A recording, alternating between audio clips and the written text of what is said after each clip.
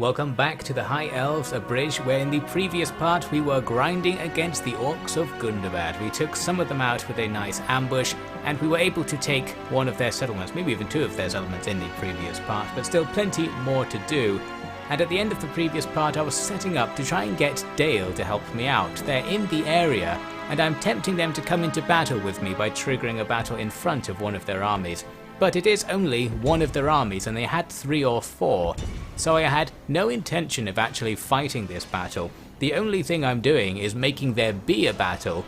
We'll allow Dale's troops to fight it for a bit, weaken the enemy, then we'll go and try and do the same with the other stacks. That's the plan here. I am helping out a bit, using my marauding cav at the back to harass the enemy. But yes, for the most part, it's going to be our allies here fighting with the enemy. I don't think our allies are any good, but they're probably still going to kill some enemies. One thing I was trying to do is kill their commander in the second army, because I think it's their faction leader. However, he was separate to the unit he was in for some reason, so my cav charge here didn't kill him, it was just an archer unit. And by the time I'd realised that, it was too late to do much, because I had to get out of the way of their main force's advance, and really just prepare to leave. One enemy unit did come over to fight my guys sitting in the corner, so I just have to take these guys out and then we're clean away, as long as we can kill them super fast, because very meanly many of the enemy units were coming towards my little corner camp position instead of going after the Dalian bait, so that was inconvenient. And yes, this is the point when I started thinking, let's go, we're out of horse archer ammo, we've just about killed that unit that attacked us, now we can get out of here. There was one last thought though. I checked the balance bar, looked around the battlefield thinking, should I stay? Maybe we could actually win, because if we win and do a siege draw out, we'd actually take their capital in this battle. However, I thought, no point risking it. We probably can win this one, to be fair, just not with low losses, and I wanted to kill some more Dalians first to ensure our low losses later. So we all leave successfully, then we just wait as the orcs gradually kill those disgusting humans, which took a while. We end up with not really the best result. We killed about a third of the first army and basically nothing in the second army. I must say I was expecting a bit of a better trade from the Dalian forces. They didn't do very well. That was the end of that. The main issue with this whole plan is that because we've been defeated, Elrond has to retreat, and he retreats really far, more than one turn away from setting up another battle, so that's a bit inconvenient. My plan to just immediately do the same thing again with all of these other troops isn't going to be quite so easy, but we're still going to keep that in mind. At the start of the next turn, it's time for us to move out on the other side of the mountains. Glorfindel has finished waiting for reinforcements to catch up. We've now got a full stack here, just not quite at full strength, and we're going to move on the next Gundabad settlement. Back here with Elrond, I actually can trigger a battle here just about, but it's not really a good idea, I thought, because what Gundabad have done is they've totally loaded out their siege draw-out bait, so now it's 2 full stacks to do a siege draw-out, meaning even if I can get reinforcements in, they'll still outnumber us. Seeing this, I decided to just hide and wait for something better to happen. During the end turn sequence, our allies, the Anduin Vale, invite us to a little battle with a few orcs who just run away by the looks of things. Interestingly, it caused my army to teleport off the road fighting that battle. Not really sure why. I'm sure that's exploitable in some way.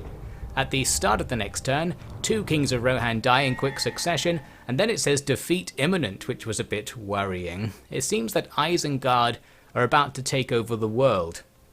I'm not really sure what this is, but maybe Isengard are about to complete their campaign's victory conditions. I've never seen that happen. I'm not sure if it's even possible, but maybe. At first I was like, am I about to run out of time? But no, I still have 292 turns to complete the victory objectives, so plenty of time to spare. Isengard have just taken over everything. We don't have any map intel on what they're doing, but I think they've conquered all of Rohan and perhaps part of Gondor as well. The one way we can sort of spy on them is to check their score, and it looks like they're doing way better than us, overall at least. So, not quite sure what to make of all this. We do actually have to defeat Isengard to win the campaign, and I do plan to at least try and do it. We're going to just focus on Gundabad for now and try to hope that our allies don't die too hard. Eventually we'll go down there and help them out with stuff. For now, our more local allies are going to help us, because Anduin Vale was set up in such a way that I can trigger a siege draw out on this next small town and have a full stack of allied soldiers help me out with it. Just as well, because there is actually quite a lot of stuff here. They've got a decent, upgraded and experienced army inside the town, and 2 armies outside, but the bigger of the 2 outside can be cancelled out by using night battle in this case, so not quite so bad as it looks. This time looks like I'm going to be nicer to my allies. I start off racing ahead because I want to kill this first small army before enemy reinforcements arrive. There's not much here, so I felt pretty confident just sending in all the cav to try and wipe them out and using my archers to hit the one group I'm not hitting with the cav. Obviously most of the cav actually suck, and even Glorfindel's charge here is disappointing. I'd like to see him just charge through a small group of archers like this, not just bag a handful of kills and then grind through the rest. But that's just that. We are able to take out this group before the reinforcements arrive, and then we strategically get out of the way. You can see on the minimap there my new formation I'm coming up with. Essentially, we're going to let our allies be the front line. That's the most important thing. But I am still going to help out a bit. I'm going to continue to micro the cav behind enemy lines. In this case, I'm taking out some ballistas that were trailing behind their reinforcement. So that's nice of me. That's going to help out with the battle on the whole. And yes, now we're just going to wait back behind the blue flashing area, but I can move up close enough to the fight so that my lines of archers will be able to shoot into it, meaning I may be supporting in some way as the fight goes on in front of us. But obviously we're not going to commit any melee troops until we need to. We're going to try and save them for later. Not going to do that with my cav though. I'm just getting in there, if only to have something to do, and also I'm pretty sure Glorfindel is good enough that he's unlikely to die in these battles, so we're going to use his unit as a sacrificial one-ish, since his troops come back from the dead after the battles anyway, so we can use him to grind down a couple of enemy units safely. Here he is in the midst of some raiders. This looks like a case where I tried to charge in to rout an enemy unit, but this is going to be a classic enemies won't rout kind of battle because they have a high-level commander. So they're fighting on with their generic orcs even while surrounded and being attacked by Glorfindel. But yeah, I feel like he's going to survive because he has gold experience. I'm just not pulling him out of fights. He's probably okay to grind through. A bit later, you can see things are going our way. The balance bar is super far in our favour, although that does include a lot of unengaged things on our side. I'm sure our allies are having a bit of a difficult time, but we do take out one of their generals there. I think that was their secondary general rather than their leading general. We don't see any big routes or anything. But I do finally decide it's time. It's now low risk enough for me to commit my melee troops to the battle and try to end this thing. In particular, getting a nice rear attack right in front of my line. That was an easy one. Then a bit later we kill the real general, and with that we do start to see some serious routes happening. We're going to chase them all over the place with our cav, since this is also a siege draw out, and by the end of things we got the result we wanted really. We only lost 50 so elves, and the enemy lost pretty much everything. Even our allies didn't take that many casualties. Since I was sacrificing them, I figured they would take the brunt of the damage, but there wasn't that much damage. The only annoying part to this whole thing is that the siege draw out actually didn't work. It looked like I had the numbers, but for some reason I didn't. Meaning we can't just take the town right now. There are a few guys still inside. I thought at first we can actually do another siege draw out, because there is the army that got left out of that fight due to it being a night battle, but they retreated. How mean of them, so we actually can't do the siege draw out there. Instead we're going to turn around and remake the siege, and we'll just make equipment to take it next turn. As we enter the next turn, Galadriel is in trouble and Lorien is on fire, so it seems the apocalypse is getting a bit worse over there in the area we can't see. This most recent defeat is probably the result of the invasion finishing. They did an invasion against the Lorien capital, and a whole bunch of stuff must have spammed in there. Looks like they've captured it. We do need to keep that in mind, because you may recall one of Gundabad's armies joined the invasion, so now they're going to be coming back. Would be ideal to finish up all of our stuff here before that happens. But there's nothing good for us to do really. My plan to stake out with Elrond and look for a chance to make the Dalians kill themselves just isn't quite there, because the enemy are so heavily built up at this point. It would be better at the moment for Glorfindel to make an attack from the other side. He currently is busy auto-resolving that settlement. I was willing to risk the auto-resolve with a save, so not really a risk. It was actually a really good one, so that was nice. And that's the settlement taken, meaning Gundabad are down to just the one settlement. We just have to finish them off at this stage, but that seems to be the most difficult part of all because it is the most heavily fortified thing we've faced so far.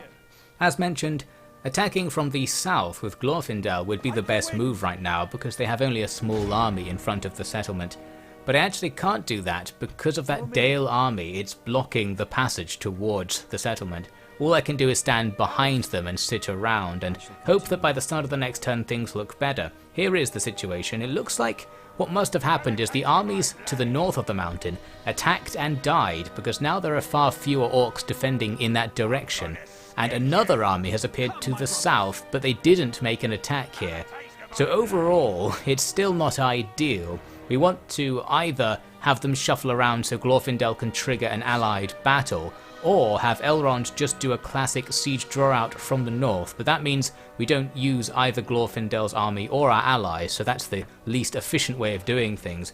However, I was prompted into actually going for that because of this. The big army that spawned in the past is back from invasion as mentioned, and they're probably going to cause some issues. This is actually one turn after the previous shot, nothing happened during the end turn sequence, and I realised we really just have to win this battle right here, right now, to destroy Gundabad, thus turning their big army into rebels so we don't have to deal with them. That means we're going for this siege draw out against quite a good army, minimal trash from their main force here and plenty of experience and upgrades. So we are actually outclassed on the balance bar and we're not using our full resources in the area, but we're going to do it anyway. It's time for a classic decisive battle for the fate of Middle-earth. To begin, we need to pay some attention to their initial army because it's got a couple of special units, catapults and trolls, and they deployed right on the corner of their deployment zone, putting them on our flank. I've sent my cav to take a look at all this. Of course, our melee cav can deal with the catapults, and I've got the horse archers shooting at their mountain orc hunters who have no shield, so they should be weak against arrows, setting up the ballista to receive those trolls, of course. People did tell me you can use melee cav against trolls because the charge bonus can kill them, but me learning that was after me playing this battle, so I'm not going to try that as this battle starts and the opportunity is available. Big blunder there from their catapults, and that's going to be the end of their participation in the battle. Luckily enough, our cav take them out.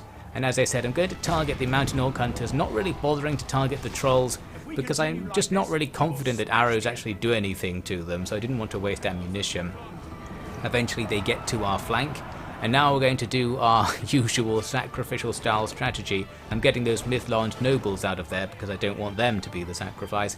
I figured we might actually be able to do something with these guys here, our pike unit.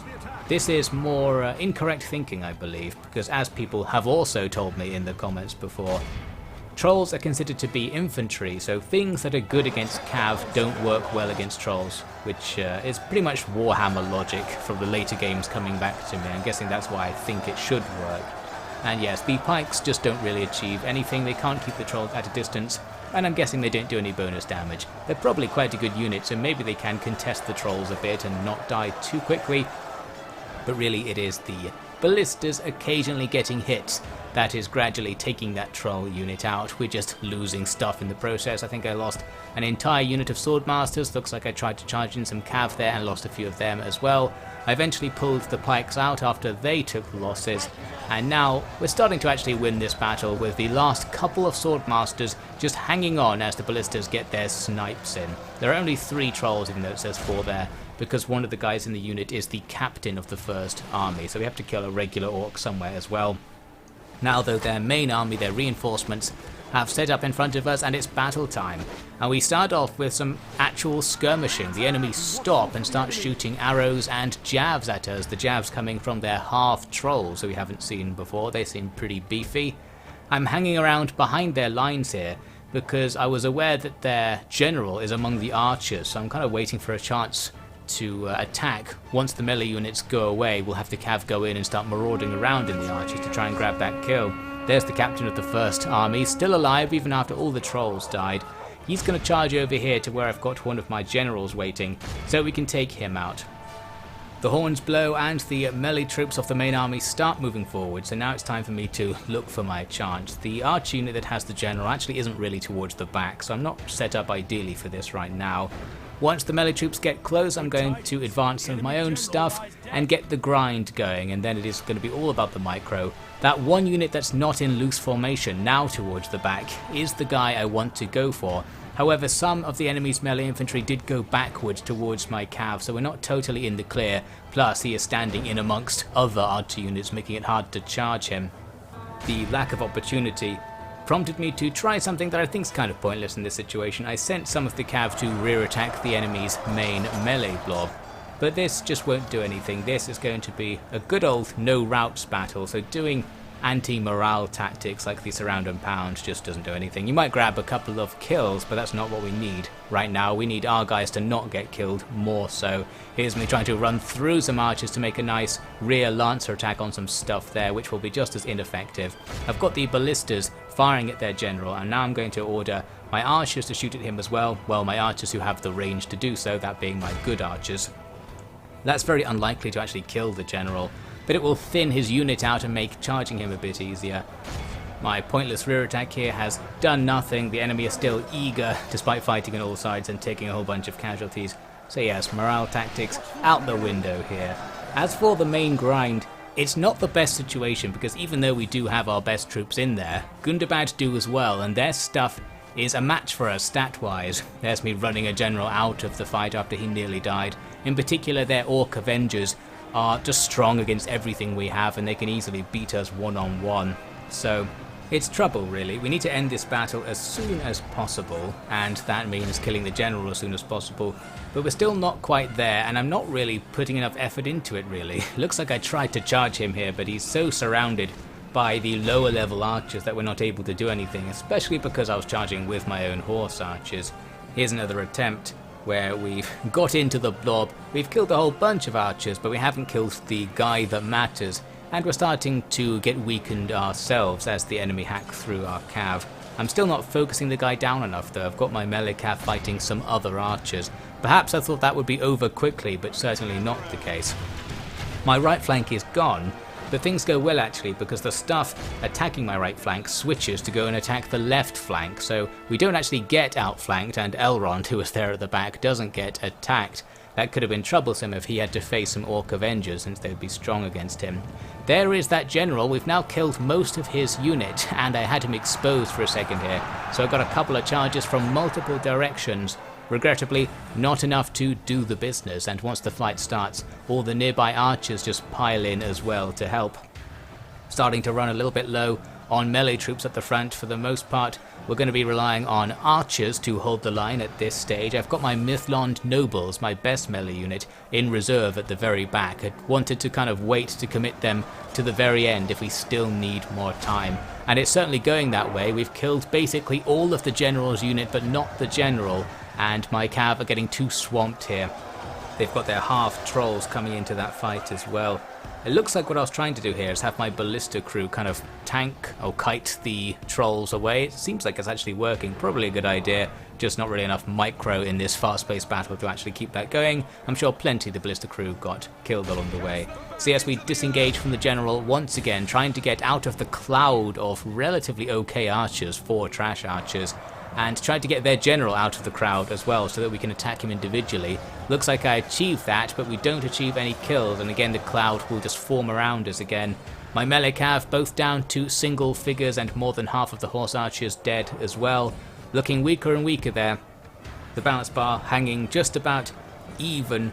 The only thing we have going for us with this grindy melee is that our guys won't rout, so we're going to be trading with the enemy in an okay sort of fashion. As long as Elrond doesn't die, our troops will fight to the end, and while the enemy troops are doing the same thing, if we just kill each other, that's technically a bit better than losing. Now it's time to throw in our Mithlond Nobles, because we are about to run out of everything. So I'm going to have my one good unit shore up the center, and then finally we get the kill. We managed to take down the enemy commander and their faction leader, I believe. And that is going to help us out. All of a sudden, some of the enemy rout, not all of them, but the ones leaving will alleviate pressure enough that we can then fold in and attack the enemy's remaining blob in the center, and grab some kills on routing things as they go. That balance bar starts to visibly move in our favor, as now things are going to work for us. A few more surround and pounds later, we've got everything routing and the battle is coming to an end. This is going to be another kill everything sort of battle because we are doing a siege draw out. I've already got the numbers we need for a deletion, but you can never know how much of that is from the first army being totally dead. So worth killing as much stuff as you can be bothered to do. Here's the final result. We lost half of our army after casualties healed. It was a bit worse at the end there before that. But the enemy also lost pretty much everything. Not really a very good trade, about 800 elves for 2,000 or so orcs. That was overall a bad battle, but because we win anyway, it's going to be what we need. The settlement is taken, and Gundabad are defeated as a result. Not even going to sack the place, because Elrond can probably sit here for a while with his dead army and think about what happened. So with that, we've killed both the Gundabad family and taken their last region, so their faction's double dead. And as I hoped, the big freely spawned army with all of their decent units is now a rebel force, and being a rebel affects their AI very adversely. They're probably not really going to do anything now, they'll just wander around in the corner. We're fine. So the north side of the map is probably looking pretty good right now. We're surrounded by allies, and the defeat of Gundabad frees up a lot of stuff on the south side of the mountains. This reinforcement army and Glorfindel's army are now healthy and ready to do stuff, and you can see them already moving them with the intent of doing something soon. Because with Gundabad dead, we have to do the other thing, the main thing we need to do in this campaign, and that is to defeat Isengard. So in the next part, we'll venture south and start taking a look at this supposedly dominant empire and finding out if we can do anything about them.